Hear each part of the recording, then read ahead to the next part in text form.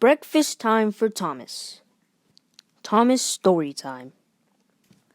Thomas the Tank Engine was a really useful engine. He was so useful that he was given his very own branch line to run on. "You could almost go without me now," joked his driver with a laugh. "My driver says I don't need him now," Thomas bragged to the other engines. "You wouldn't dare go out without your driver," said Percy, the little green engine. "I might," said Thomas. "Just wait and see." It was dark the next morning when the firelighter came.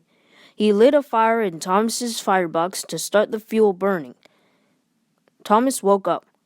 Percy and the other engines were still fast asleep. Thomas suddenly remembered his boast. "I'll show them," he said. "My driver hasn't come yet. Here goes." He tried first one piston, then the other. "They're moving," he whispered to himself. Very quietly, he headed for the door. Thomas thought he was being clever, but he was only moving because a careless cleaner had meddled with his controls. When Thomas tried to stop, he couldn't. He just kept rolling.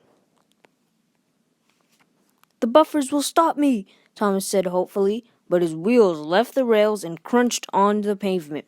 "Oh no!" he exclaimed, and shut his eyes. Up ahead was the station master's house. He and his family were having a breakfast of ham and eggs. Crash! The house rocked. Broken glass tinkled, and guess whose head was poking through the wall, looking in? The station master angrily walked out and shut off Thomas's steam. "Just look at what you've done to our breakfast," scowled the station master's wife. "Now we shall have to cook some more." She banged the door on her way to the kitchen.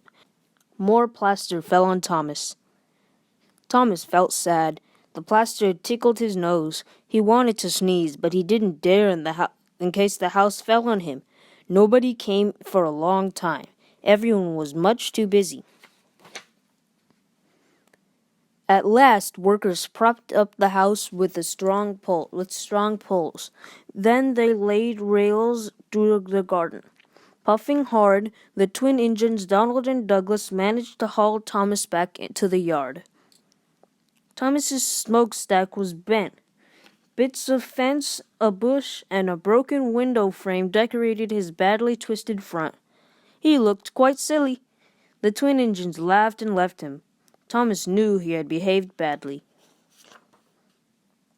Sir Topham Hatt, the railway controller, came by to take a look. "You are a very naughty engine," he said to Thomas. "I know, sir," Thomas said. "I'm sorry, sir." "You must have your front mended," Sir Topham Hatt said. "Meanwhile, a diesel will do your work." A diesel?" Thomas sputtered in surprise. "Yes, Thomas. Diesels always stay in their sheds. Diesels never run off to breakfast in station masters' houses," said Sir Topham Hatt. A diesel came the next day to help out. At first he didn't want to stay in the engine shed, but he soon got used to working with the other engines. Finally, Thomas came back, all mended and ready for work. He and the diesel became good friends, and now Thomas knows not to run off without his driver.